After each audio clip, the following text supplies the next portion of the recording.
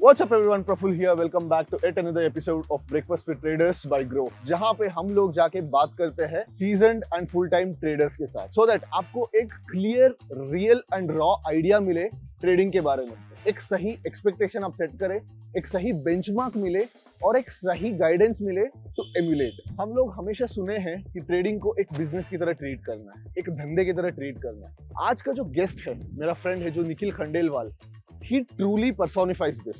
So Nikhil is one of the very few guys who treat trading as an actual business. Diversified book को कैसे build करना है, risk को कैसे manage करना है, कितना रिस्क लेना है, टेल रिस्क को कैसे मिटिगेट करना है, बहुत सारी चीजें हैं निखिल के साथ मैं बात करना चाहता हूँ। I've known Nikhil for over 5 years now and he has been trading in the markets for 10 years. In spite of coming from a very good business family, एक well-to-do business होने के बावजूद he has chosen trading because of his love for the game. तो चलिए मिलते हैं, निखिल से बात करते हैं।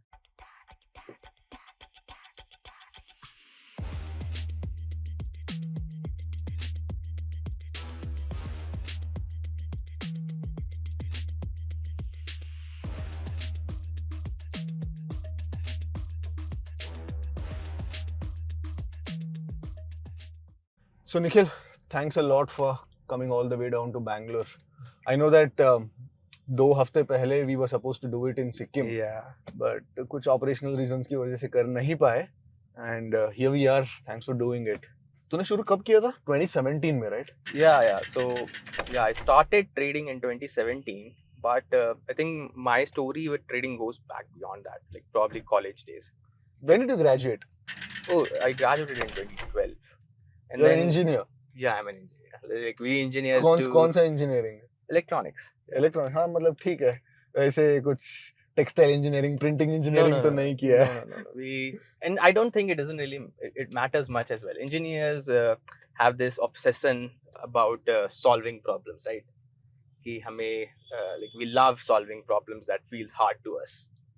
So my journey started with that only, with all the trading firms that come to hire you in the college days. Trading firms? Yeah. कौन से आए थे भाई? So there were firms like D-Shaw, Future First and all. हाँ, so Future First मेरे college में भी आया था. I graduated from NIT के, तो D-Shaw नहीं आई थी. Future First was that we had in NIT.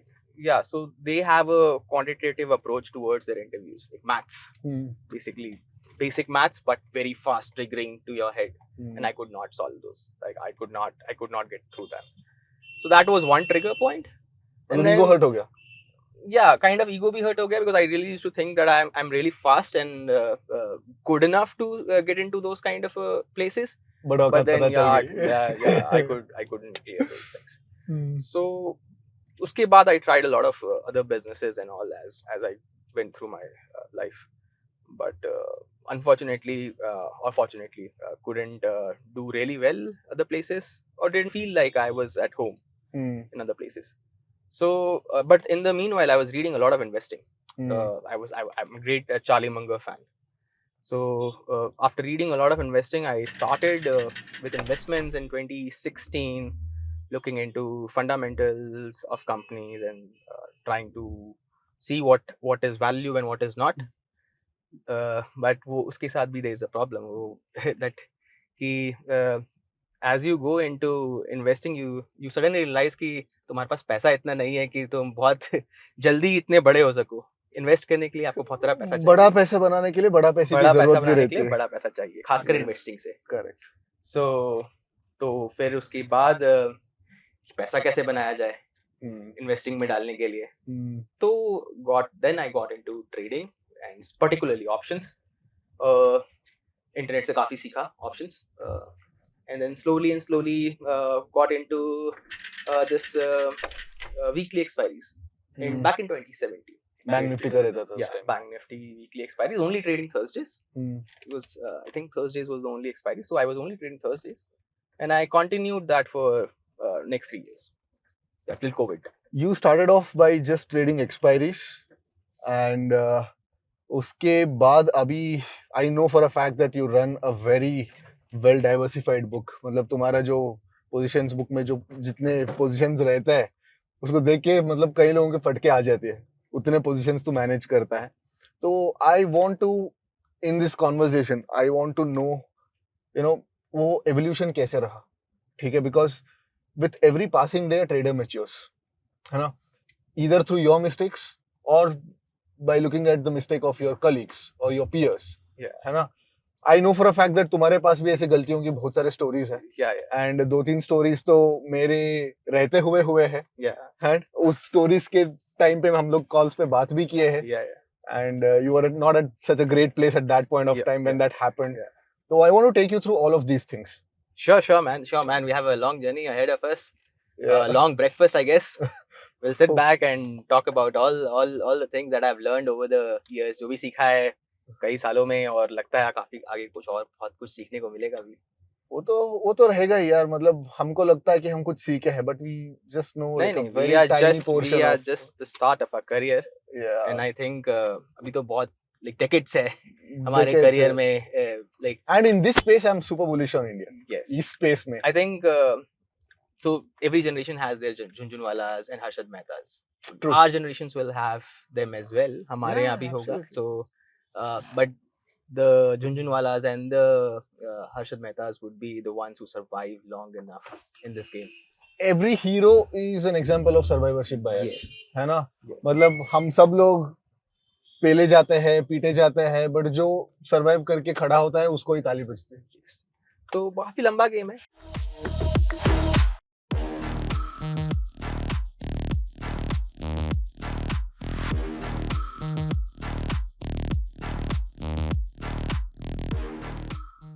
So Nikhil, thanks a lot for doing this again. Yeah, my pleasure, man. तो तुम्हें पता है कि Indian markets में either there is too much of dream selling that's happening or there is too much of a pessimism against our business. Yeah. तो मेरे को एक middle ground reach होना चाहिए था. That's why you're not active on Twitter. I think this is probably your first appearance on camera. Yes. है ना? And you were kind of reluctant to do this. तो Yes. मैंने तुमको force किया कि चलो नहीं यार, मतलब इस जरूरत है कि एक्चुअल लोग जो इसको ट्रेडिंग को प्रोफेशन बना के बैठे हैं, Yeah. जो इसको एक बिजनेस की तरह ट्रीट करके कर रहे हैं, उनसे लोगों को सुनना बहुत जरूरी होता है कि what are the bits that they can take from these conversations. Yes. I know that यहाँ पे मैं आपको चार्ट दिखा के मैं आपको कुछ एक्सप्लेन नहीं कर पा रहा हूँ, आपको कुछ डायरेक्टली स्ट्रेटजीज नहीं दे पा रहा हूँ, but I am 100% sure maybe आज इंडियन मार्केट इतना मैच्योर है नहीं to get to appreciate the content that we are making, but I'm 100% sure that this conversation that we're going to have is going to leave a long lasting impression. Probably 3 years or 4 years down the line, these will be the time pieces. Yeah. ये मेरा यकीन है. तो तुमने start किया 2017 में. Yeah. है ना? Now you are kind of, you have a very well diversified book. बहुत सारे बेसिक एजेस को तुम एग्जीक्यूशन, बेटर एग्जीक्यूशन के थ्रू उसको टैप कर रहे हैं. I want to understand from your journey, ठीक है, 2017 पे तुम कैसे ट्रेड करते हो, क्योंकि अभी मार्केट में देखो 90% ऑफ द लोग वही चीज पे पड़े हैं, ट्रेंड लाइन खींच रहे हैं, सपोर्ट रेजिस्टेंसेस खींच रहे हैं, ऑप्शन बाय कर रहे हैं, ऊपर जाना है तो कॉल बाय करो, नीचे जाना है तो पुट बाय करो. तो बेसिक बहुत सारे लोग इसमें ही फंसे हुए हैं. तो when you started off in 2017, how did you start of? Did you start of on the same lines और तुम ऑलरेडी उस पॉइंट ऑफ टाइम पे एक इवॉल्व तरीके से ट्रेड करना शुरू किया? No. I started off on the very same lines that all of us start on, right? कि हमें लगता है यार कि यार प्रॉब्ली हम चार्ट देख के उस पर लाइंस ड्रॉ करके we figure out something and then probably will do better than people who actually make markets, ठीक है. बट या फिर then suddenly realisation, making mistakes and realising more, making mistakes and realising more, involving to what I have come across. शुरुआत swing trading से करी थी कि buying stocks and then selling it depending कि ऊपर जाएगा नीचे जाएगा, माय व्यू, लाइक एवरीबडी सब करते हैं. उसके बाद as I delved into options market, I started looking for content because कोई होता नहीं था. Like अभी तो फिर भी there are a lot of contents. When you go to, अगर आप YouTube पे जाओ या इधर जाओ तो बहुत सारा content है to tell you कि कैसे, कहाँ से शुरुआत करनी, कैसे शुरुआत करनी. उस टाइम पे नहीं होता था. उस टाइम पे it was a very secretive business. कोई बताता भी नहीं था अगर कोई कुछ कर रहा है. तो I started going into internet और देखना शुरू किया कि क्या कहाँ से कुछ सीखा जा सकता है. Tons of resources I found जो US markets और इधर कई जगह पे कर रहे थे. Learned from that, tried replicating in Indian markets. Some worked out, some didn't. But जो ये weekly expiries वाला stuff था, that stuck to me. So Thursdays expiries I traded throughout the next 3 years till COVID. I also traded small stuffs of everything, जो भी मेरे को अच्छा लगता था कि यार मैं डिफाइन एवरीथिंग, लाइक क्या क्या जैसे किया? जैसे I started with stock options as I looked into Single stock options. single stock options. Then I also started trading slight bit of pairs between two stocks, like buying one, selling two of Pair trading. same domain businesses. Pair trading शुरू किया थोड़ा थोड़ा करके. I came to know about tail funds, की tail funds नाम की चीज़ भी होती है back in 2019. So I am like big fan of Mark Cuban. So I read his story about how he survived that dot-com bubble. कि उसने वो जो dot-com bubble में after selling it to Yahoo or some company, I don't know, but yes, I think Yahoo. How did he make sure that he didn't lose money when Yahoo was going all down? So that was a big learning process for me. तूने tail funds का बात किया, ठीक है, तो let's talk about a tail event. 2017 से लेके 2019 तक you would have formed a certain idea of how your trading would look, है ना? तुम्हारा ट्रेडिंग ऐसे ऐसे बनना चाहिए, मेरे ट्रेडिंग में ये कंपोनेंट होना चाहिए, एक छोटा सा ट्रेंड फॉलोइंग कंपोनेंट होना चाहिए, वो एक्सपायरी तो मतलब मेरे को एक daily weekly earner bread earner वाली स्ट्रैटेजी है, एंड देन मेरे पास कैसे टेल हेजेस होना चाहिए, लॉन्ग टेल्स होना चाहिए, जहां पे अगर कुछ ऐसे आता सिनेरियो आता है तो I should be the one two make money. And luckily for you timing भी ऐसा ही था, तो कोविड आ गया. तो कोविड के पहले तुम्हारा पोजीशंस क्या थे, और कोविड का जो फॉल आया फ्रॉम 12,000 निफ्टी गया 7,500 7,500 तक, इस 5,500 पॉइंट फॉल में तुम्हारा पैसा बना गया, कुछ अफेक्ट नहीं हुआ, क्या रहा? So like मैं बता रहा था कि I used to trade a lot of stock options and also Please. expiries. तो जैसे मुझे कोविड एक बहुत unseen तो था, but you could see it coming from December only. It was not like December से ही खबर आनी शुरू हो गई थी that there are a lot of things, and I had tons of contact in China that time due to my other businesses. तुम्हारा तो- other business की वजह से? Yeah. तो मतलब तुम्हारे सप्लायर्स चाइना से थे? yeah. So like I knew it's a big event जो लोग शायद appreciate नहीं कर रहे, and I was already doing tail protection puts on my portfolio. जो भी मेरे पास stocks है उनके लिए मैं puts buy करता था as a tail strategy कि मैं tail protection. तो इतना ज़्यादा नहीं आता था, but थोड़ा थोड़ा सीख लिया था. तो बेसिकली टेल प्रोटेक्शन मतलब क्या? टेल प्रोटेक्शन का मतलब है जब मार्केट कोई बहुत बड़ा करता है तो अचानक से हमारे लॉसेस इतने ज़्यादा हो जाते हैं कि हम उसको पचा ही नहीं पाते, हम पैनिक करने लगते हैं. जैसे कोविड का टाइम था, सब पैनिक कर रहे थे, सर्किट लगने शुरू हो गए. तो हम उस पैनिक मोमेंट से बचने के लिए हमें बहुत बड़ा झटका ना लगे, हम एक इंश्योरेंस बाय करते हैं. जैसे बिजनेस के लिए इंश्योरेंस बाय करता है आदमी कि यार मेरी प्रॉपर्टी है, अगर आग लग गई तो उसके लिए एक इंश्योरेंस होना चाहिए. तो हम एक इंश्योरेंस बाय करते हैं अपने पोर्टफोलियो के लिए कि पुट्स बाय कर लेते हैं, all those kind of things. तो हम I used to buy certain amount of puts to protect my things. तो एंड आई आल्सो जस्ट ऐसे मैं कह रहा था कि मार्क क्यूबन से वेरी इंस्पायर्ड था during those times, and I knew about his story कि he was foreseeing the dot com bubble, और वो उसने अपना कैसे प्रोटेक्ट किया था portfolio. So I double down on what I was doing. So मैंने अपना साइज बढ़ा दिया था टेल प्रोटेक्शन पे. I bought more puts. So I remember, I think I had bought a decent amount of 11,500 puts, वो भी दिसंबर के, which I took all the way from the COVID. So when the COVID hit, when the whole world was down 50-60%, I was up 30% in that 1 month.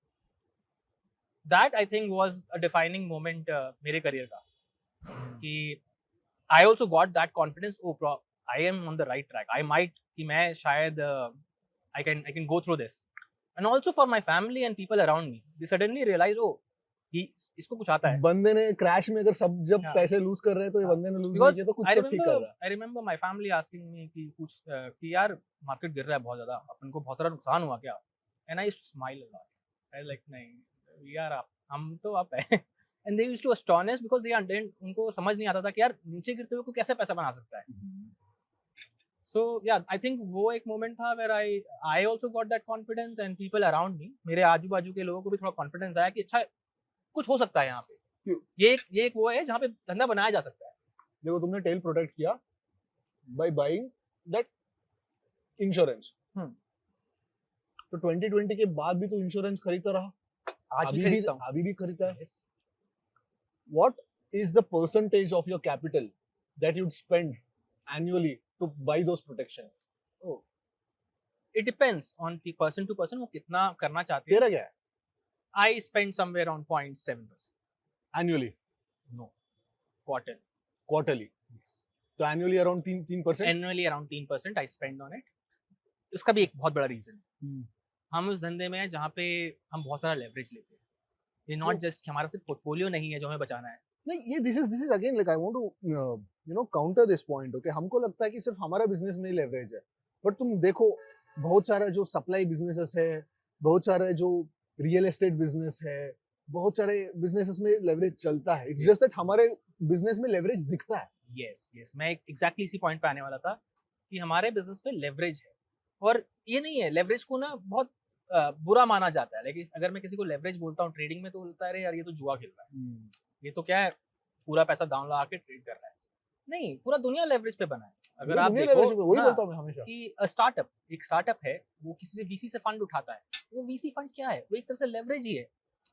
या फिर कोई business है जो bank से बहुत बड़ा लोन उठाता है बिजनेस करने के लिए, वो क्या है? वो एक तरह से लेवरेज ही है. इवन कंट्रीज के पास भी बहुत सारा डेट है, वो भी एक फॉर्म ऑफ लेवरेज है. पूरा दुनिया लेवरेज पे बना है. आर्किमिडीज का स्टेटमेंट याद आ गया, give me a lever and I can lift the world. Yes exactly.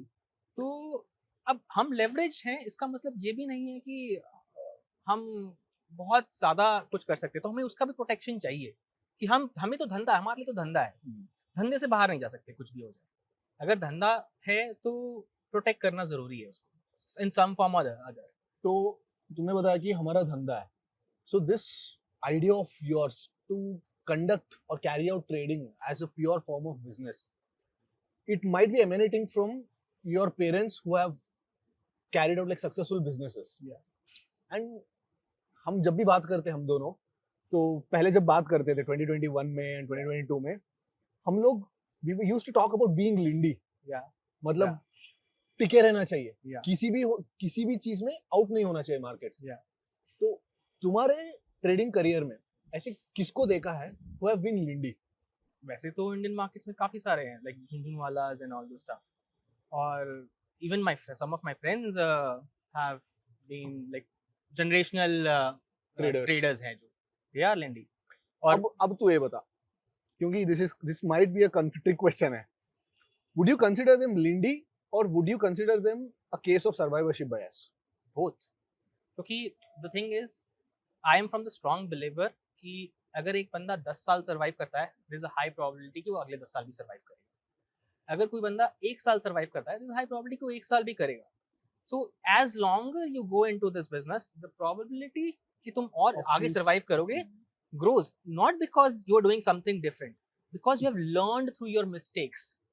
जो गलतियां आपने करी हैं उनसे आप सीख चुके हो और वो गलती रिपीट नहीं करना चाहोगे. And whatever doesn't kill you only make you stronger. What doesn't kill you make you stronger. So और यार ये धंधा ही ऐसा है कि अगर आप like Warren Buffett, like would not want to quote his example because very cliched example है, but यार धंधा ही ऐसा है कि जितना लंबा सर्वाइव करोगे उतना लंबा पैसा बनेगा. And this is something I really enjoy. मतलब इट्स नॉट दैट कि I don't enjoy. I love doing what I do. Well, I would not, if I am 60 and I'm doing what I'm doing, I'll be glad. I'll think it's a fun life. Let's go back to 2017. ठीक है, क्योंकि तुम्हारा एक well set business है ना, काफी अच्छा revenue कर रहा है, काफी अच्छा पैसे बना रहा है, and your parents would ideally wanted you to take over that business. And तूने ऐसा नहीं कि मतलब तुम्हारे पास बहुत अच्छा खासा कैपिटल से शुरू किया या बहुत सारा फंड्स रेज करके शुरू, ऐसा नहीं था. You just wanted to do something for yourself, of yourself. तो पेरेंट्स का क्या सीन था? सो व्हेन आई स्टार्टेड, तो जब मैंने शुरुआत करी थी तो ऑब्वियसली है कि अगर हर बच्चे के जैसा है कि अगर आप अपने पेरेंट्स को जाके बोलेगा कि वो ये करना चाहता है, तो फर्स्ट ऑफ ऑल पेरेंट्स बोलेंगे बच्चा क्या कर रहा है, तू यार an engineer from a very good college with a decent business, family business, तो वो करना है यार, क्या करना चाहता है. बट मेरे में हमेशा ये था कि यार मैं कुछ खुद का करना चाहता हूँ. इवन इफ मेरे पास वो लिबर्टी है कि मुझे यार घर पे खाना नहीं देना है, I need to grow something, make it big so that वो एक वेल्थ जनरेट करे, मुझे इनकम नहीं जनरेट करनी है. बेसिकली तू सर्वाइवल मोड से शुरू ही नहीं किया, हाँ, मैं सर्वाइवल तू ग्रोथ माइंडसेट से ही शुरू किया। आई ऑलवेज करना है तो बड़ा, वरना ट्राई करेंगे बस। वरना ट्राई करते रहेंगे if I go to 60। But देख, ऑडियंस को एड्रेस कर रहे हैं ना, हाँ जी, most of them they don't have that liberty, yes, है ना। किसी के पास ऑलरेडी जॉब है, किसी के पास ईएमआईज पड़े हुए हैं, and they see trading as an outlet, एक खजाना समझते हैं लोग, where you know they have that desperation to make money.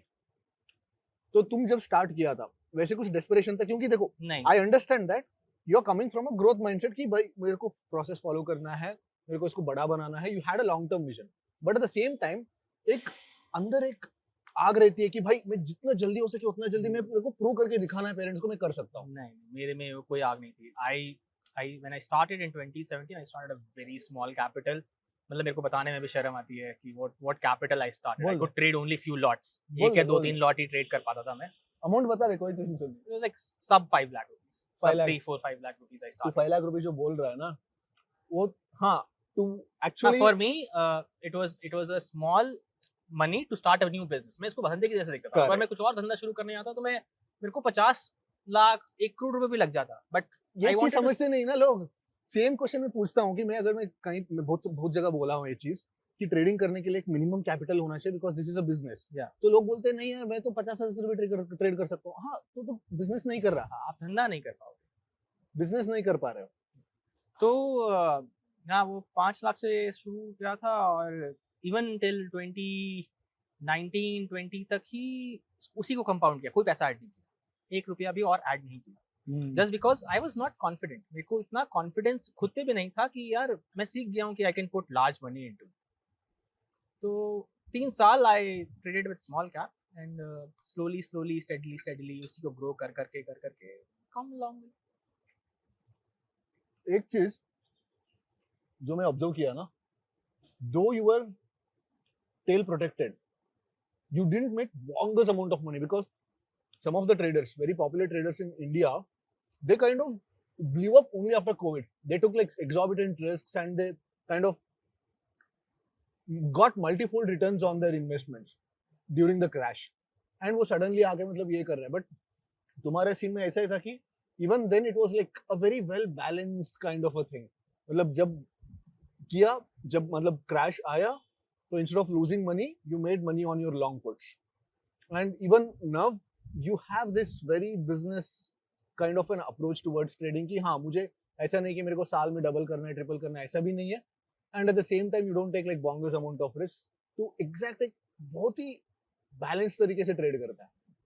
Now, at any point of time, क्योंकि एक peer pressure आ ही जाता है, because you see a lot of other people taking a bit of risks and they are making like really good money and they'll probably be at the right place at the right time and suddenly like things work out for them.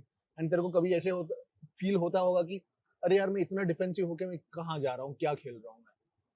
रहा ऐसे phases रहा है? I will not lie, सबको आता है, हमें भी आता है, बहुत आता है.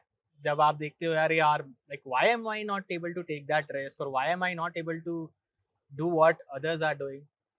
But then I feel go back to myself and then see, yaar, I'm a very frugal guy.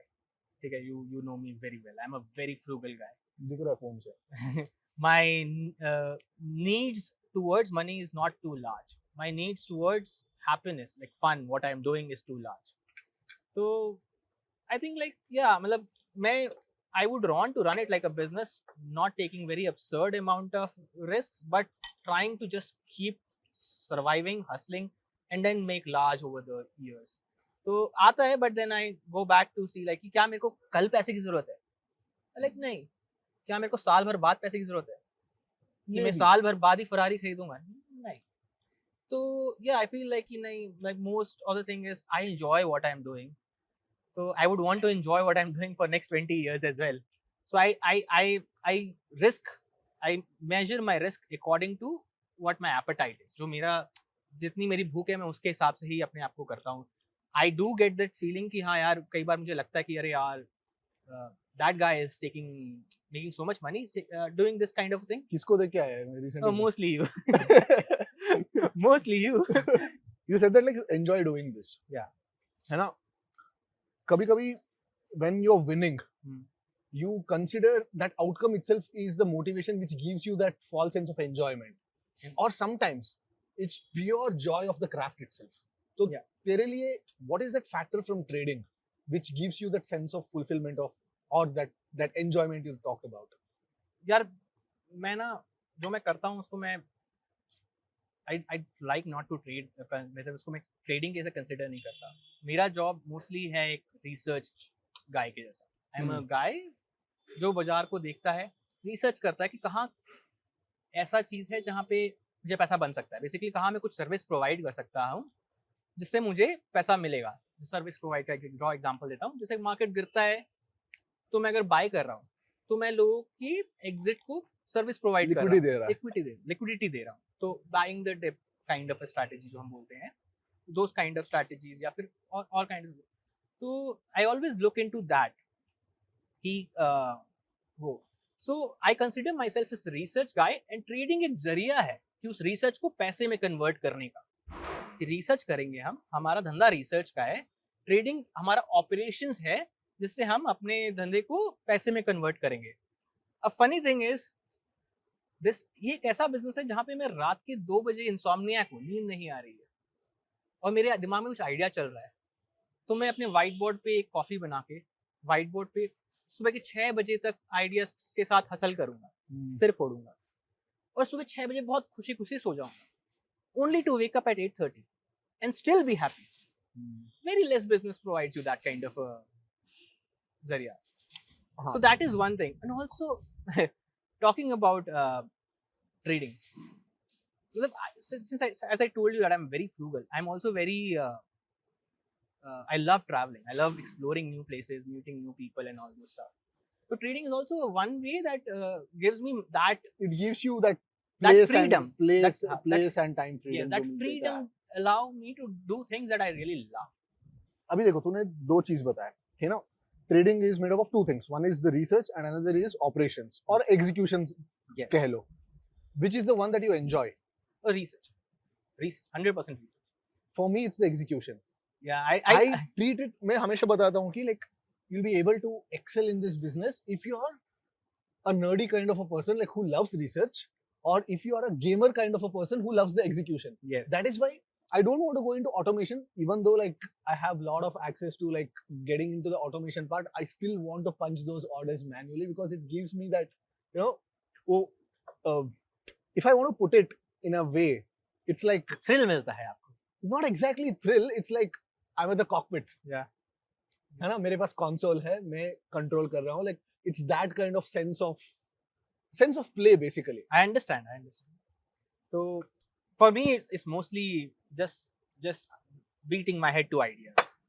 So that gives me a lot of thrill and I'm really happy doing that. अभी अगर मैं यही question को मैं refresh करूंगा, अगर same तुम्हारा जो रिसर्च वाला जो दिमाग है, रिसर्च को लेके तुम्हारा जो प्यार है, वही सेम रिसर्च को तुम करके किसी और आउटलेट में एक्सप्रेस करने ट्राई करेगा, प्राइवेट इक्विटी में होने दो या कुछ स्टार्टअप्स में होने दो, would you get a similar kind of an outcome as you would get in trading? No, because there's so many things to do over here. Like every other place, there is a lot of things to do, but operationally one ideas. यहाँ पे we are bombarded with hundreds of ideas. जैसे मैं कुछ trade करता हूँ, उसके पीछे कम से कम 100 डिफरेंट चीजों पे मैं रिसर्च कर चुका होता हूँ, जिसको मैं एग्जिट कर देता हूँ कि यार ये नहीं हो रहा या ये नहीं हो रहा, ये नहीं हो रहा, उसके बाद एक जाता है. So it's always bombarded by new thing that you learn. That learning new thing gives me that aha moment. यार उससे वो aha moment आता है कि यार क्या बात है, कुछ नया मिला है, अच्छा. But अभी देखो, तूने बोला कि 100 ideas आता है, but now you're in the markets for so many years. Couldn't you categorize all those 1,000 ideas into very few baskets of ideas? So this is this thing that we say कि all ideas generate from one question. What do I do that I get paid for? मैं ऐसा क्या कर रहा हूँ जिससे मुझे पैसा मिलना चाहिए? मैं जब भी बाजार में कुछ कर रहा हूँ, there has to be an inherent reason कि उसके कारण मुझे पैसा मिलेगा. कोई majority of people or a larger section of people or a large person, like a large player is doing something जिसको मैं liquidity provide कर रहा हूँ या मैं liquidity ले रहा हूँ. So all my trading is based around this one reason कि क्या is there a service, is there a thing that I can provide to these kind of people, and then that research is what I turn into trading and then make money. So all my good things that I do trade, उसमें ये एक बहुत बड़ा component है कि मैं ऐसा क्या कर रहा हूँ, मतलब बेसिकली क्या सर्विस प्रोवाइड कर रहा हूँ लोगों को जिससे वो ट्रेडिंग का जनरेट कर सकूँ मैं. तो all the things that I run have a good answer to that, and most of the things that I don't run, जिसको मैं रन नहीं कर पाता, उसका वो एक रीजनेबल आंसर नहीं मिलता. अब तूने बहुत ही जो हम बात की है बहुत लोगों के सर के ऊपर गया होगा. हाँ. क्योंकि like you are talking about providing a service yes in the financial markets. Yes लोग ट्रेडिंग को काफी डिफरेंट नजरिए से ही देखते हैं. यस उनको कैसा है, ट्रेडिंग बोले तो entry exit stop loss, yes support trend line, gap up gap down. Yes. तो तुम ऐसे चीजों के बारे में बात कर रहा है which is not comprehendable by a lot of people, yes. है ना. तो अब थोड़ा इसमें डीप डाइव करते हैं. ओके. जो तुम कर रहा है उसका प्राइमरी एज क्या है, फर्स्ट थिंग. ठीक है, मैं समराइज कर देता हूँ, उसके बाद एक एक चीज को लेके जाता है. अगर कोई बंदा एज ढूंढना है मार्केट में, उस एज को कैसे ढूंढे? एज एग्जैक्टली डिफाइन क्या एज को डिफाइन करेंगे क्या होता है, तुम्हारा एज क्या है, तुम कौन कौन सा एजेस पे काम कर रहा है, and how are edges dependent on execution, and first principles के बेसिस पे एजेस को कैसे ढूंढते हैं. इन 4 चीजों को टच करेंगे क्योंकि I have not known anybody in Indian trading space who would articulate on these 4 points better than you do. है ना? That's humble. नहीं, this is what it is. ठीक है, like I give credits where they are due. Yeah. ठीक है, तो you'd be probably the best person to articulate these things. मुझे पता है कि ये जो चीज हम बात करने वाले probably 90% of the लोग इनको सुनने के लिए भी मतलब चाहेंगे नहीं, because उनको चाहिए कल मार्केट कहाँ खुलेगा, कल मेरा एंट्री कहाँ पे लेना है, कौन सा ऑप्शन बाय करना है. तो फर्स्ट शुरू करते हैं. एज क्या होता है तेरे लिए एज क्या है? तो as I said कि whenever I look into a strategy, I keep asking myself कि यार why do we get paid, क्या मैं ऐसा क्या कर रहा हूँ जिसमें I get paid. So for a very simple example, everybody सब ट्रेड करते हैं हमारे एटलीस्ट हमारे नेटवर्क में, is selling options. हम उसको थोड़े से हायर टर्म में VRP बोलते हैं कि रिस्क प्रीमियम है. रिस्क प्रीमियम, अगर आप रिस्क उठाते हो तो आपको एक एक्स्ट्रा प्रीमियम मिलता है. वो क्यों मिलता है? क्योंकि रिस्क का नेचर होता है कि अनसर्टेन है. अनसर्टेनिटी का कोई प्राइस करना बहुत टफ होता है, तो लोग उस रिस्क को हमेशा ओवर प्राइस करते हैं कि यार रिस्क बड़ा हो सकता है. हिस्टोरिकली रिस्क इतना बड़ा नहीं होता जितना लोग प्राइस करते हैं. तो दिस हिस्टोरिकली एंड VRP का एज, सेलिंग ऑप्शन में एक एज आता है. सो नाउ आई फिगर्ड कि अच्छा ऐसा एज आता है. My next question to myself always is कि यार ये एज तो मिल गया, बट इस एज को मैं कितना साइज कर सकता हूँ. क्या मैं इसको बहुत बड़ा साइज कर सकता हूँ? क्या मैं दुनिया भर का पैसा लेके इस पे लगा सकता हूँ? जनरली आंसर आता है नहीं, क्योंकि वो रिस्क किसी अनसर्टेनिटी से आता है. आप ये कुछ वजह किसी वजह कारण से आता है. ये एक ऐसा धंधा है जहाँ पे ड्राइवर सीट पे आप नहीं होते, जहाँ पे ड्राइवर सीट पे मार्केट होता है. आप पैसा बनाते हो तो मार्केट की वजह से बनाते हो, आप पैसा गवाते हो तो मार्केट की वजह से कमाते हो. आपका सिर्फ काम ऑपरेशंस है, जो बीच का आप एग्जीक्यूशन करते हो, मार्केट कैसे करना है, क्या करना है, वो है.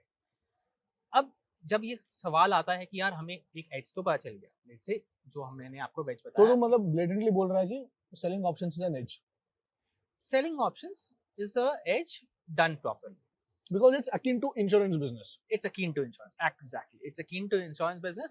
It done properly. जब तक दुनिया में इंश्योरेंस कंपनियां प्रॉफिटेबल होते हैं, तब तक एक रिस्क मैनेज करते हुए option selling business also will be profitable. Done again. I'll give a very big condition to it. Done properly. Sized properly. Insurance businesses, insurance companies are always sized properly. वो कभी भी एक आदमी पे बहुत ज्यादा बड़ा बेट नहीं लेते हैं. Because वो बड़ा बेट हो सकता है, because वो भी इनको भी पता है कि वो कंट्रोल पे नहीं, वो आदमी कंट्रोल में है. अगर वो आदमी working on probabilities. Yes, working on probabilities. तो अब जब क्वेश्चन आता है साइज का, तो फिर I do lot of work on कि क्या साइज कर सकते हैं, कितना साइज कर सकते हैं, हम अपने पोर्टफोलियो में कितना डाल सकते हैं इस एज को. एंड देन उसके हिसाब से हम एक लेवरेज डिफाइन करते हैं कि लेट्स से अगर हम इसको 1x के लेवरेज पे डाल सकते हैं तो हम अपने पोर्टफोलियो का 10-15% इस पे एलोकेट कर देते हैं 10x लेवर करके या लेट्स से 5x लेवर करके, ताकि हमारे टोटल पोर्टफोलियो पे 1x का लेवरेज आ जाए।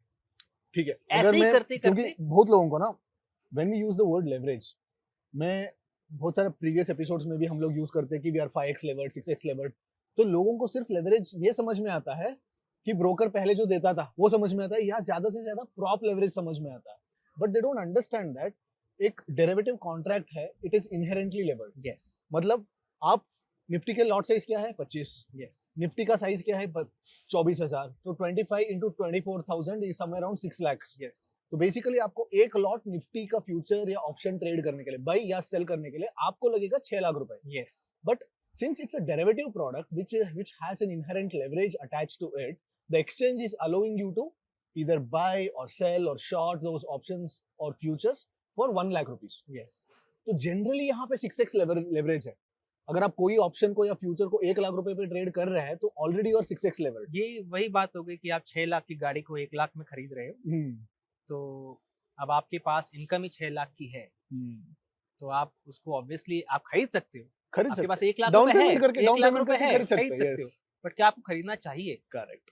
तो वही बात हो गई। यही एग्जैक्ट सेम चीज सेम एग्जांपल देखो, मैं 1 लाख रुपए डाउन पेमेंट देके मैं गाड़ी खरीद सकता हूँ, गाड़ी तो मेरे घर आ सकती है। Yeah. अगर कल मैं उस गाड़ी को ठोकूंगा तो अगर उस पूरा 6 लाख रुपए को मुझे देना पड़ेगा, अगर मेरे पास नहीं है तो then I have to declare bankruptcy. Exact similarly मैं अगर 6 लाख रुपए का माल को 1 लाख रुपए पे उठा रहा हूँ और कल अगर मार्केट सर्किट लगी या कुछ भी हो गया, मेरे mark to market crosses my cash reserves, तो obviously there will be what we call the margin call. Yes yes.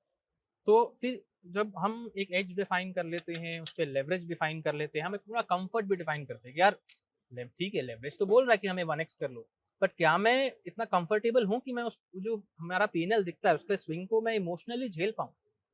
तो एक उसका एक इमोशनल फैक्टर भी उस पर जोड़ देते हैं कि यार नहीं यार, ये बोल तो रहा है मुझे इतना कर लो, बट यार ये तो मेरे लिए इमोशनली देखना बहुत अनस्टेबल हो जाएगा। मैं एक इमोशनल फैक्टर जोड़ लेता हूँ कि आधा करेंगे, आधा is my emotional factor to it, तो उसको और थोड़ा सा कम कर लेते हैं and then we run it. मेरा एक बहुत बड़ा रूल है इनटू दिस कि अगर मैं कुछ भी बुक पे डाल रहा हूँ तो मैं ना उसको सीधा बुक पे नहीं डालता। मतलब ऐसे नहीं है कि अगर मेरे को बुक में डालना है तो मैं सीधा उसको अपने पूरे बुक पे बड़ा साइज करके डाल दूंगा। मेरे को नीडेड है कि मैं उस जो भी मैं सोच रहा हूँ, जो भी मैं स्ट्रैटेजी, जो भी मैं प्रोडक्ट मैं बेचने की कोशिश कर रहा हूँ, मैंने उस पर इतनी मेहनत करी हो। मैं उसको मैन आवर्स बोलता हूँ। जैसे हर आदमी बोलता है कि यार मेरी एक मैन आवर्स की वर्थ, 1 घंटे की वर्थ इतनी है। तो अगर मैं कुछ ऐसा ट्रेड कर रहा हूँ जो मुझे लेट्स से लाख रुपए कमा के देने वाला है और मैंने उसमें सिर्फ 15 मिनट मेहनत करी है, तो आप नाइंसाफी कर रहे हो अपने धंधे के साथ। तो आई कंसिडर कि यार अगर आप लोग तो 20 सेकंड का शॉर्ट्स देख के ट्रेड डालते हैं भाई। हाँ, इंस्टाग्राम शॉर्ट्स और रील्स देख के। सो आई कंसिडर अगर मैं 1 लाख रुपए इन्वेस्ट करने वाला हूँ किसी चीज में, तो मैं उस पर मेहनत करूँ, मैं उस पर समय इन्वेस्ट करूँ, so that I learn about कि यार इसके consequences of what market can provide me, कि बाजार कैसे मूव करे या क्या करे, पाथ किस पाथ में मूव करे, उसका कॉन्सिक्वेंसेज उस चीज पे क्या हो सकता है। तो I make sure that I have devoted some amount of time before I put some capital. तो अगर लेट्स से मुझे 1 लाख करना है तो मैं उस पर दिन, 4 दिन, हफ्ता स्पेंड करेगा। अगर मुझे 1 करोड़ करना है तो मैं उस पर प्रॉब्ली और ज्यादा टाइम डिवोट करेगा before putting that amount of money into it. So this is one thing that I go कि यार मैं ऑप्टिमम टाइम दे रहा है इस धंधे को to put actually money into it. It's not किसी से मैं पैसा डाले जा रहा है, मैं समय भी डाल रहा है। बट सी, ट्रेडिंग एक ऐसे बिजनेस है, मतलब जनरली लाइफ बहुत ही अनसर्टेन रहता है। Inspired of putting all of your efforts, your time, your skill into it, the outcome is still a little iffy. Yes. इस महीना पैसा बन सकता है, नहीं बन सकता है। Now, अगर इस महीना पैसा नहीं बना या हाथ से पैसा गया, तो will you go back questioning your entire methodology, or will you say that okay, market में थोड़ा regime change आया है, or will you say that bro, this is part of doing the business, मेरा returns lumpy रहने वाला है, ऐसे consistent returns नहीं रहने वाले। What will you do? या मतलब ये वो एस्पेक्ट है जहाँ पे मुझे काफी टाइम लगा, बिकॉज हर किसी को पैसा तो इमोशनली बैक स्विंग तो करता है कि अगर यार 3 दिन 4 दिन लगातार खराब दिन गए तो you will be like taking a hit, Yeah, emotionally you'll start crying about it, cribbing about it, memeing about it. तुम अगर अपने दोस्तों से बात कर रहे हो तो उनको भी समझ आएगा कि यार इसके 3-4 दिन अच्छे नहीं गए, तभी ये इतना जिटरी है. तो with time I learn this कि यार मेरा कंट्रोल तो है नहीं बाजार में, मेरा कंट्रोल सिर्फ मेरे ऑपरेशंस पे है. तो slightly I have improved in this कि मैं अपना P&L को, अपना जो परफॉर्मेंस को डे बाय डे ना देख के मंथ बाय मंथ देखता हूँ, which I would want to make it year by year as well, कि यार मैं अपना परफॉर्मेंस सीधा ईयरली देखूँ, मंथ भी ना देखूँ. बट अभी के लिए I am looking at it month and month. Also I review everything I do week on week just to check कि यार कहीं मुझे कुछ लेवरेज, कुछ पोर्टफोलियो में ऊपर नीचे तो नहीं करना है. So that depends on how पैसा कैसे बन रहा है, किस जगह पे कैसे पैसा बन रहा है. अगर कहीं ज्यादा पैसा बन रहा है तो मैं उसको थोड़ा ज्यादा साइज करना शुरू कर देता है, कहीं कम पैसा बन रहा है तो उसको कम साइज करना शुरू कर देता है, ताकि मार्केट मुझे फीडबैक दे रहा है कि यार ये जो आप कर रहे हो ये थोड़ा सा गलत है, या इसमें थोड़ा सा भी ये चल नहीं रहा है. तो मार्केट फीडबैक दे रहा होता है इन फॉर्म ऑफ P&L. तो वो उस P&L के बेसिस पे मैं अपना every week I take a decision कि इसको कैसे साइज करें. अगर कुछ बहुत टाइम तक नहीं चलता तो now you are an algorithmic trader. Partly yes, automation करके रखा है काफी. Now a part of automation is systematic rules, yes, algorithms, yes. But you are bringing in a discretion into it by getting a feedback from the market through your P&L. Yes, exactly. What would you consider yourself? A systematic trader or a discretionary trader? So I consider myself a systematic trader. कि जिसने एक rule बना लिया है, but ऐसा भी नहीं है कि रूल पत्थर की लकीर है. बाजार नहीं, बाजार को आपके रूल से कोई मतलब नहीं है. बाजार हर रोज बदलता है. तेरे को तो मतलब है. हाँ, बाजार हर रोज बदलता है. बाजार को तो मतलब नहीं, तेरे को तो मतलब है. हाँ, बट मेरे लिए बाजार हर रोज बदलता है. तो मेरे को भी उस रूल्स पे, वैसे से बाजार बदल रहा है, बाजार को फॉलो करते करते उसके साथ मूव करना है. तो मैं हर अपने सेट ऑफ प्रिंसिपल्स, रूल्स को हर थोड़े दिनों में रीइवैल्यूएट करता हूँ कि यार क्या करना है. So it is always a ongoing process कि हर अगले हफ्ते बाजार कुछ करता है and I feel like oh this is new set of information is coming through. यार बाजार बहुत लंबे टाइम से अप जाए जा रहा है. हैज द बाजार exhausted its money capacity? तो that information वो मुझे बाजार ही देता है. I don't put into it. बाजार ही मुझे. I am a discretionary trader. Yes. I totally get what you are talking about. क्योंकि तू जो every week जो feedback लेता है ना, yes. मैं every tick लेता हूँ मैं market से. Exactly. Yes. Because I trade manually. Yes. Most of my book is managed manually. Yes. वो मैं हर tick मेरे को market से feedback मिलता है. उस tick के हिसाब से मैं continuously अपने आप को मतलब recalibrate करते रहता हूँ throughout the day. It's like building a cricket innings. मतलब पिच फर्स्ट 5 ओवर्स में कैसे रहता है वैसे मिडिल ओवर्स में नहीं रहता है. Yes. लास्ट लॉग ओवर्स में बॉलर डिफरेंट आता है, बॉल का स्विंग. तो all those feedbacks I get from the market since I am actively trading. Yes. There is not much, to be honest, there is much discretion difference between a discretionary trader or a rule based trader.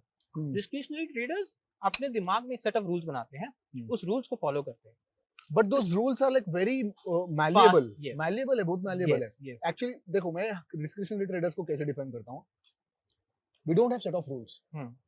We have a framework. एक approach है. मतलब एक मैदान बना के रखा है. Rule ये है कि भाई मैदान के अंदर खेलना है. मैदान के अंदर तुम जो करोगे करो. Systematic traders में, especially if you are using automation, the rules are kind of rigid. I would not say like extremely rigid, but they are kind of rigid. तो इसी रिजिड में वी हैव वेरिएबल्स लाइक जो हम कहते हैं. तो वही the whole operational work goes into just playing around those variables and changing it as market changes. So या that is what most of our time also goes in कि जैसे जैसे रिस्क चेंज होता है, हम तो रिस्क के धंधे में हैं, जैसे जैसे रिस्क चेंज होता है हम अपने रिस्क एपेटाइट को भी चेंज करते हैं और उसी हिसाब से मूव करने की कोशिश करते हैं. हम सिंपल सा, हमारे लिए एक सिंपल सेइंग है, मार्केट इज सुप्रीम. हम मार्केट के अंडरनीथ काम करते हैं. Market is supreme. मार्केट हमें बोलता है कि ये करना है तो हम वो करते हैं. मार्केट हमें बोलता है ये करना है तो हम वो करते हैं. अभी तूने बताया कि with every feedback loop that I get from the markets that you try to bring in some amount of changes. तो ये बहुत ही मतलब एक जेनरिक स्टेटमेंट हो गया, मैं समझ सकता हूँ. बहुत सारे लोग जो एक्टिवली ट्रेड कर रहे हैं वो समझ सकते हैं. बट एक एग्जांपल के तौर, last what was the last change that you did to one of your systems by getting a feedback from the market? Last ऐसे तुम्हारे कोड में, तुम्हारे ऑटोमेशन में, तुम्हारे जो एल्गोरिथमिक ट्रेडिंग में ऐसे क्या चेंज लाया, क्या ट्वीक लाया by looking at the market feedback. एक एग्जांपल के तौर पे एक सिस्टम उठा ले तुम्हारा, because I know that you run a bunch of systems. एक एक्सपायरी डे का सिस्टम चलता रहता है, एक ट्रेंड फॉलोइंग सिस्टम चलती रहती है, एक मोमेंटम सिस्टम चलता रहता है, एक स्टॉक ऑप्शंस में बहुत सारा है. मैंने तुम्हारा बुक्स भी देखा है, तूने व्हाट्सएप पे मेरे को भेजा था. मेरे स्क्रीन में वो फिट भी नहीं हो रहा था, उतना पोजीशंस है. कितना 150 पोजीशंस थे. Yeah, I sometimes have more than 150-200 200 positions, plus 200 positions. Positions रहता है. तो you have a very diverse book. तो उसमें से तो एक सिस्टम को उठावी एंड मुझे बता कि from the last feedback that you got from the markets क्या ट्वीक किया. You don't have to reveal that exact tweak, but just on the So जैसे recently last week हमने देखा कि यार US market में काफी वॉल बढ़ा over the news of that Japan news, right? So with that, my filters were screaming that you were gonna lose money as the market was getting very anxious about it. So and it came across the weekends, and as it came across the weekends and my filters were saying कि यार market is getting anxious now. I started decreasing all the positions. जैसे मेरे जितने भी short positions, short gamma based जहाँ पे मैं options बेच रहा हूँ, उनके positions में मैं exposure अपना कम करने, risk अपना size कम करना शुरू किया. size अपना कम करना शुरू किया. मेरा ट्रेडिंग कभी भी 0-1 नहीं होता है. मैं कभी भी 0-1 जाने की कोशिश नहीं करता. एनालॉगस रहता है. पूरा 0 जाए या 1 जाए. I go in between them. It's like a shade of gray. Analogous रहता है. Yes. So I'm going from white, being completely white, to slightly shader of gray and gray and gray and gray. As market was telling me, यार, it's anxious. Past week में हमने देखा कि वो anxiety भी चली गई है. So as that anxiety has started going back, my size has going back from black to white, slightly going up and up and up. ऐसे नहीं कि मतलब तू एकदम साइज को मतलब पूरा बुक को उतार दिया या पूरा बुक को लोड किया, ऐसे नहीं रहता. जनरली मतलब एक कॉन्सेप्ट ना, लोग जब तक एक सिग्निफिकेंट साइज पे ट्रेड नहीं करते उनको समझ नहीं आता, क्योंकि उनके पास पैसे इतना रहता है, इधर वो लोग एक शॉट में अंदर जाना है, एक शॉट में बाहर आना है, या कुछ करना ही नहीं है. But when you start trading size, you will slowly scale into the position, scale out of the positions. You will have that, you know, हम डिजिटल जैसे 0-1 पे नहीं काम करते. We trade in an analog way. Yes, अगर जैसे मैंने starting में शुरुआत करी थी कि अगर मैं 0-1 करने लग जाऊंगा तो किसी को मुझे सर्विस प्रोवाइड करनी पड़ेगी. हाँ, तो मुझे उसको पैसा देना पड़ेगा फॉर टेकिंग दैट सर्विस. तो मैं उसको कम पैसा देना चाहता हूँ. मुझे सर्विस प्रोवाइड कर रहा है क्योंकि मैं निकलना चाहता हूँ, बट मैं उसको कम पैसा देना चाहता हूँ. Basically, you don't want to be a liquidity taker all at once. Yes. तो इसीलिए वो we want to do it like that. So just one of the ways that you asked me for example, one of the ways that we tend to go forward in our business. And for a fact, I know that like you don't even look at charts अभी. Yeah, I started like everybody else drawing lines on the charts and all. With the time, I figured it was not, for me, it was not helping me in my trading style. So I stopped looking at charts. I still have a chart in some corner window of my whole trading terminal, but that mostly to look at price. सिर्फ price भाव देखने के लिए. Most of it's just systematic numbers that comes through and just trading on that. So yeah, I think I've moved away from looking at charts and trading through that. And has it improved your performance? It's very hard to say, but I can certainly say on one thing: it has improved my mental anxiety levels. I'm not anxious at all. When I look at charts, when I used to look at charts, I used to get anxious. Oh, यार ये candle क्या करेगा? अगला candle कितना बड़ा बन सकता है? क्या ये यहाँ पे रुका रहेगा? क्या ये यहाँ से फटेगा? वो एंजाइटी almost zero हो गई है. So that मतलब basically my survival, it's not just about surviving in the game by surviving. I also have to survive mentally because बहुत mental game है. मुझे mentally भी survive करना है. I think just doing that adds years to my lifespan in this business. कि मैं वो chart नहीं देखता तो मेरे को anxiety नहीं होती और वो candle क्या करेगा. तो मुझे वो decision making. यहाँ पे एक चीज है, ठीक है? Some people get anxious looking at the charts, like you do. Some people get anxious looking at their P&L. Yes. But तू तो तेरा P&L देखता है. P&L से ही तू feedback लेता है. Yes. तो how does it not cause anxiety? Because I'm looking at my P&L at only end of the day, जहाँ पे मेरा कोई control नहीं है उस पे. अच्छा, तो intraday में P&L नहीं देखता? नहीं देखता. I do see it every now and then. I would not lie, but I don't take decision based on that P&L. So I'm not tunnel vision on that P&L. Every now and then I come look and कि चल क्या रहा है भाई, कुछ आ भी रहा है नहीं आ रहा है, but decision making नहीं होता उस P&L पे based on intraday. overnight, end of the day, I take that number, put it into my system, see if how am I doing, and then take decision based on it. All my decisions are taken post market. No work is done intraday. I don't take a decision based on data feed on intraday. I mean, this is just like, not to kind of, corner you or like cross question you or something like that. You say that you still take feedback from the market on a weekly basis. Now, I am a discretionary trader who trades day in and day out. मेरे को 6 घंटे मेरे को screen के सामने बैठना है because I love what I do. So I take feedback on a minute basis or probably tick basis. Now, I ask you the same question, like what is stopping you from reducing the frequency of that feedback loop? Instead of taking just anxiety. Huh? Just anxiety. Say for you it is you are very comfortable with that. I'm not at all comfortable with that. Whenever I I start doing that, I feel like I'm aging very fast. यार मैं this is the beauty of traders, okay? तो हमेशा मैं देखा हूँ कि किसी के साथ मैं बात करता हूँ ना, they have kind of tuned their systems, tuned their approach, tuned their work life to suit their personality. Exactly. And that comes from a very deep self-awareness. Exactly. मैं बहुत बार बोला ये चीज को, मतलब फिर से मैं reiterate करना चाहता हूँ, a good trader is one of the most self-aware person. Yes. उसको पता है कि उसका खासियत क्या है. Yes. At the same time उसको ज्यादा पता है कि उसका weak points क्या है. 100%. है ना? So that is so something. I'm not saying what I am doing is the right way. Probably not even the optimum way.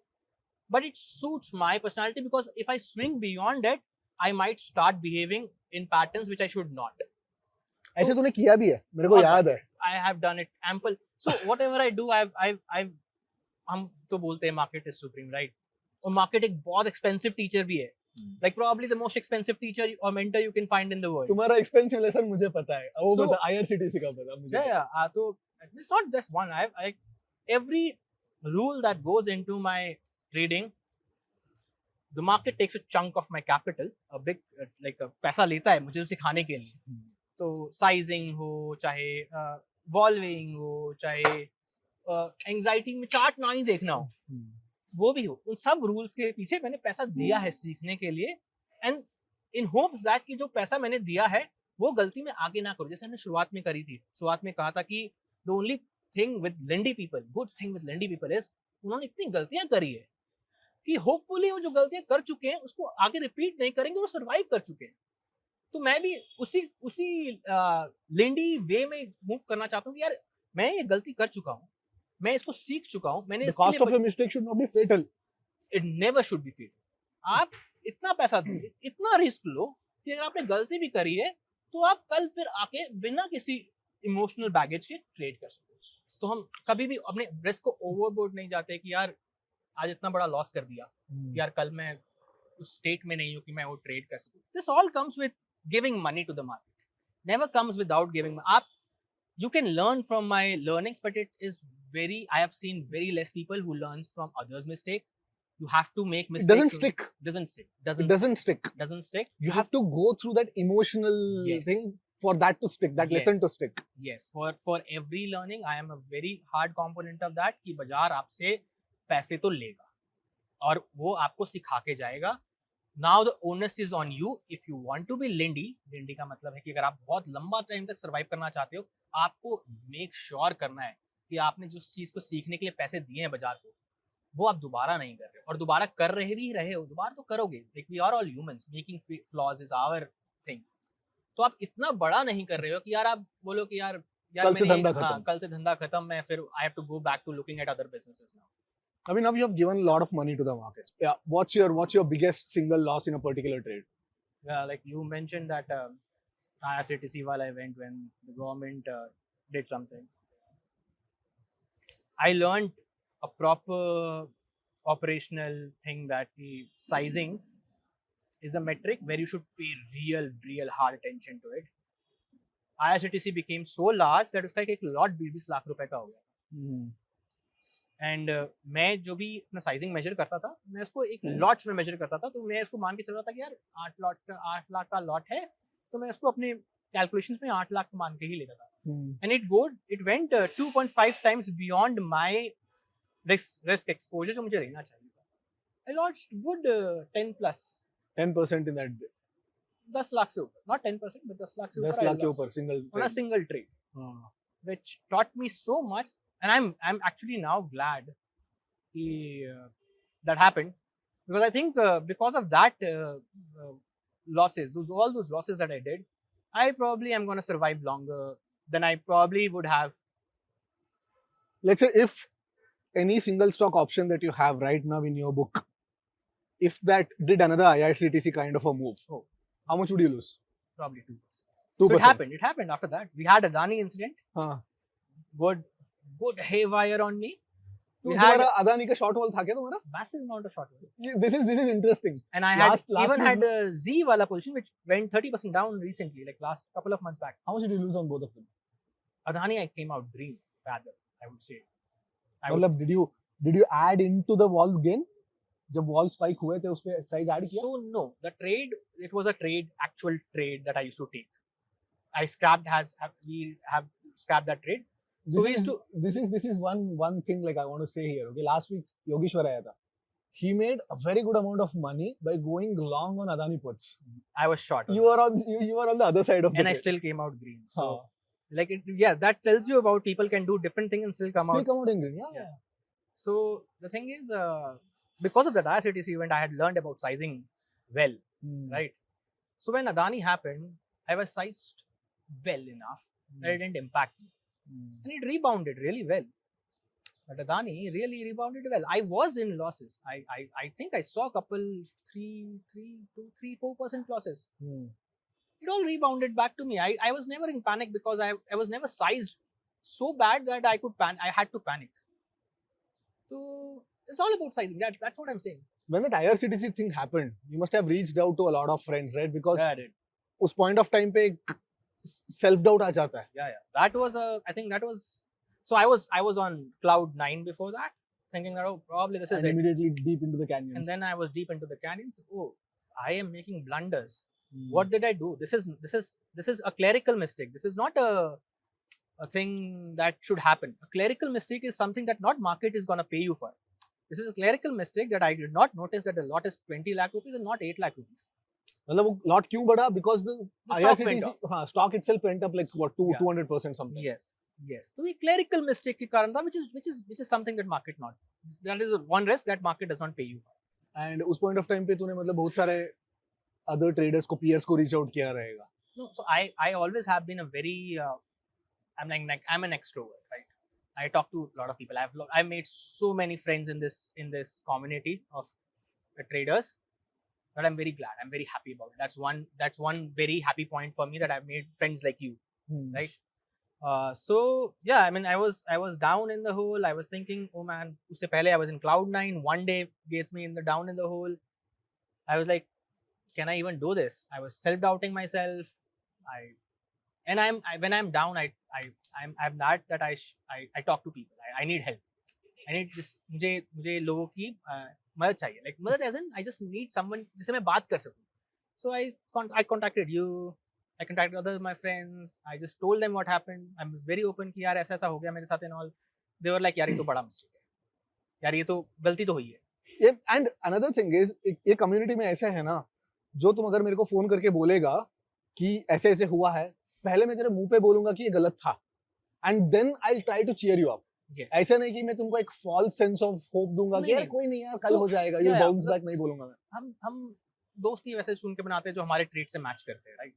तो हम best friends are people who can tell you in your face when you are wrong, who can जो आपको literally आपके मुंह पे आपकी गाली दे सके, क्योंकि एक रिटेल हम एक इंडिविजुअल है, हमें भी एक रिस्क टीम चाहिए. हमारा रिस्क टीम कौन होता है? हमारा रिस्क टीम हम ही होते हैं, या अगर हम अपने पेरेंट्स को बता रहे हैं, फैमिली को बता रहे हैं, वाइफ को बता रहे हैं कि क्या कर रहे हैं, तो वो होते हैं. सो एक दोस्त भी एक रिस्क टीम की ऐसे ऐड करता है जिसको मैं बता रहा हूँ कि मैं क्या कर रहा हूँ और वो मुझे बता रहा है भाई तू पागल हो गया है कि तू ये कर रहा है. And that actually tells us कि यार हो सकता है, बिकॉज़ ऐसा तो नहीं है कि मैं ही स्मार्ट, सब smart. I remember like one of my incidents where like I was going like super aggressive and कभी तेरे से बात करने के टाइम पे तूने बताया कि भाई इतना अग्रेसिव मत जा. And then I listened to you. थोड़ा मतलब aggression को कट डाउन किया, and I am not sure like if it worked out well, if it was for the good or not, but at that point it made sense to me. Yes. And even एक और चीज मैं notice किया हूँ कि like community एक चीज है, trading community, specially if you have the people who are doing the exact same thing, वो आपको एक ऑनेस्ट फीडबैक देंगे विदाउट जजमेंट. yes फैमिली में क्या होता है, फीडबैक तो देंगे, स्केप्टिसिज्म भी डाल देंगे और उसके साथ साथ जजमेंट भी पास ऑन कर देंगे. क्योंकि ये भी है ना कि जो जिस चीज के थ्रू आप जो इमोशनल स्विंग आप देखते हो every day, the other person also goes through the same, तो ही अंडरस्टैंड्स दैट. ट्रेडिंग एक ऐसा धंधा है जहाँ पे किसी और को आप जाके बताओगे तो वो आपके नेचर ऑफ बिजनेस को नहीं समझेगा. इट इज समझ वेरी नहीं हार्ड पाएगा. टू गो टू फ्रेंड्स जो इस नेचर में नहीं बिलोंग करते हैं, उनको समझाना कि यार I need like this kind of helps and all this thing. But एक ट्रेडर ही दूसरे ट्रेडर को समझता है, and then I think it works, a collaborative community works as a very good risk team as well, कि एक 4 लोग मिलके एक ही दूसरे को रिस्क मैनेज कर रहे हैं कि यार अगर कोई बंदा बहुत बड़ा साइज कर रहा है तो उसको बता रहा है यार कि तू कुछ बड़ा कर रहा है. हाँ, यहाँ पे रिस्क है तो वो रिस्क दिख रहा है, अगर मुझे नहीं दिख रहा है तो सामने वाले को दिख रहा है, वो बता रहा है. जिस अगर तू ड्राइवर सीट पे है ना, तेरे को गाड़ी कितनी सी तेरे को समझ में नहीं आता. Only your co driver can tell you bro like this is too aggressive. तो सिमिलरली अगर मैं पोजीशन से इस पे बैठा हूँ तो I am actually I think that I can see, but most of the time the traders will be blind to their aggression. तो किसी थर्ड पार्टी आपको बताना पड़ेगा कि somebody has to nudge them and tell that bro this is overboard, size down. This is one reason I think कि Indian market is very ripe. A team of people, very motivated people, जो बहुत motivated है among each other, can really take this market for a ride, can take this on for a ride and become the best in the world. Indian markets में, so that like I this is also, I give a good example of Mr. Beast. So have you heard about that Mr. Beast, the YouTuber, the very famous YouTuber? When he started, he built a team of 4 people जो 2-3 साल तक कुछ नहीं करते थे.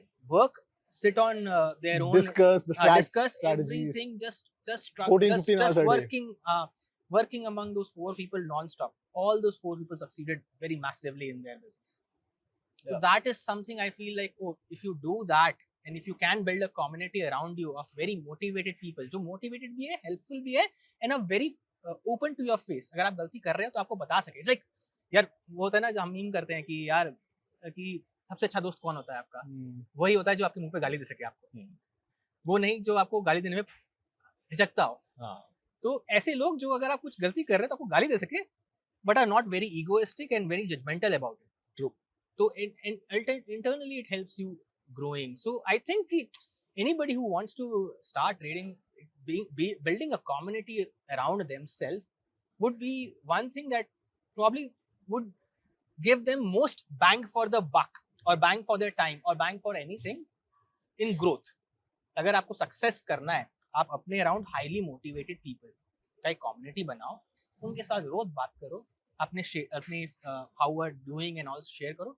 आई think आपकी success rate drastically increase होगी. Happened with us as well, right? We met, we built a group around 2021, and then we stuck for years, and then you, me, Shreyas, and then Sarang, all the time we used to be like कि हम इतना risk ले रहे हैं, and then we were like ये ज्यादा है, ये कम है, ये ज्यादा है, ये कम है, ये है, ये थोड़ा बॉल्जी है, ये थोड़ा कम बॉल्जी है, and then we used to keep discussing about that. So yeah, something Strangle similar. boys. Yeah, Strangle boys. And same thing happens now with my tech partner, like Shuvik. So Shuvik थोड़ा सा ज्यादा risk taker है, मैं काफी risk averse हूँ. तो every time we find a middle ground that I go risk averse, like यार but पैसा भी तो बनाना है. And when he goes to risky and I like but ज्यादा लास्ट भी तो करना है. कॉम्बिनेशन होना चाहिए, like one has to be an aggressor and another has to be a moderator. Even मेरा टेक बंदा है ना, he is also very like, you know, he kind of, you know, pulls me back, like when I'm too excited about something, like let's run this. वो बोलता है कि नहीं, unless all the corner cases are tested, you're not going to deploy. Deployment में जाएगा नहीं, मेरे को और 15 दिन चाहिए. मैं बोलूंगा नहीं, एक हफ्ते में करो. वो बोलता है कि नहीं होता. I want to do it, like I want to make sure it's foolproof. एक ऐसे moderation होना चाहिए, and at the same time aggressors are also required. अगर दोनों मॉडरेटर्स होते तो भी प्रॉब्लम है, दोनों एग्रेसर्स होते तो भी प्रॉब्लम है. You need like people with different skill sets and different personality traits as well. तो complement करते हैं, and it works really well in this business. So Nikhil, we have had a fantastic conversation. I'm not sure like how many people will be able to appreciate this conversation, but कोई भी इस चीज को appreciate कर सकता है. I'm sure like he's got a lot of nuggets to take on from this. तो एक final question है, ठीक है, बहुत सिंपल भाषा में. अगर कोई बंदा अभी ट्रेडिंग में सीरियसली एंटर करना चाह रहा है, इसको प्रोफेशन बनाना चाह रहा है, एक करियर बनाना चाह रहा है, where should he look for resources? First thing. Where should he look for edges? Second thing. How much capital he should be coming to the markets with? And what's the expectation year 1, year 2, year 3 and so on? अब तो जब मैंने शुरुआत करी थी तो इतने resources नहीं थे, world was not that open about कि क्या करते हैं.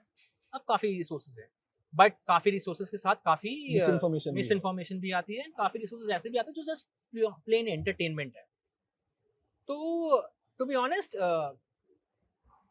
अभी भी मेरे से कोई पूछता है तो आई जस्ट टेल देम कि यार तुमने पढ़ाई भी तो करी है, ग्रेजुएशन भी तो करी है, क्या एक नौकरी के लिए करी है, तो जब अगर तुम उसके लिए इतनी तैयारी कर रहे हो तो धंधे के लिए भी करो. So I always tell them कि यार first go read some basic Lindy books जो 20 साल 30 साल 15 साल 50 साल पुरानी है और आज भी पढ़ी जाती है, वो पढ़ो, spend some time on it. और जब वो पढ़ लो तो फिर आप डिफरेंट कम्युनिटीज में जाओ, लोगों को अप्रोच करो जो आपको लगता है यार अच्छे हैं और अच्छा कर सकते हो. एंड उसमें से 6-7 लोगों तो मतलब फेक ही निकलते हैं. But that's the cost that one has to be willing to pay. And then take help, build a community that, like I told you about, एक अपने अराउंड सर्कल बनाओ of people who actually learn. कि यार आज मैंने ये सीखा, मैंने ये किताब पढ़ी, मैंने ये रिसर्च पेपर पढ़ा, मैंने ये एज निकाला है. क्या हम बिकॉज अभी तो आपका इतना साइज भी नहीं है कि आप बहुत सिक्रेटिव हो गए तो आपका एज चला जाएगा. तो it is very open business कि आप उस साइज पे कि आप अपना एजेस भी अपनी कम्युनिटी के साथ शेयर कर सकते हो विदाउट डिग्रेडिंग इट. तो बेस्ट थिंग ये है कि आप read a lot of books. Once you have read a lot of books, make friends, then probably go into resources on internet like YouTube and all. और वहाँ से आप धीरे धीरे मार्केट आपको अपने आप सिखा देगा. But I would anybody who starts, I suggest him कि don't put money into the market first. Or if you want to trade, just trade on one lot. You don't want to earn tomorrow.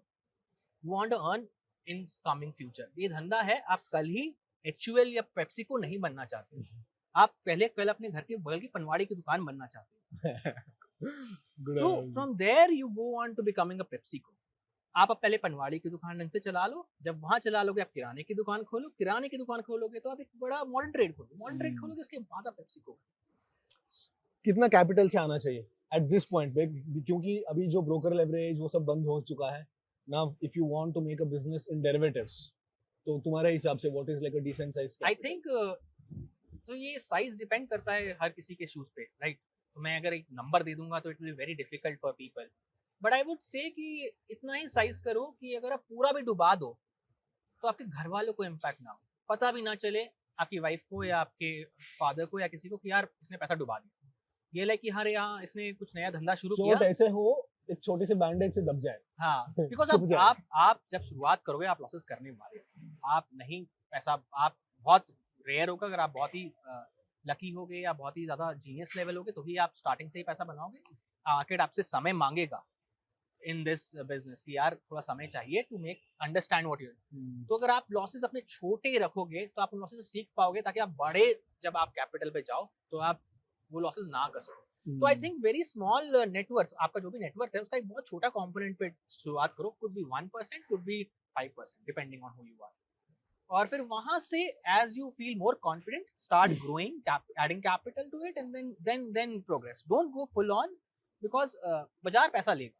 And you're one of the very few traders, ठीक है, like who's kind of tapping into the opportunity that the market gives you, the actual time and place opportunity. तुम 3 महीने सिक्किम में रह के trade किया, 2 महीने दिल्ली में रहता है अभी. like what's your next destination? अभी कहाँ जाने वाला है? Yeah, from here I'll head to Goa and then see where life takes me. That is fun. That is how I envisioned the life to be, and I'm happy to be living like that. But देखो ये luxury earn करने के लिए भी तूने बहुत पापड़ बेला है भाई. बहुत पापड़. चलो man, it was a great talk. बहुत मजा आया बात करके. Yeah man, and we have a small token of appreciation from Grow. So please have this hamper. Thank you. Yeah. चलो, it was great meeting you. Sure man.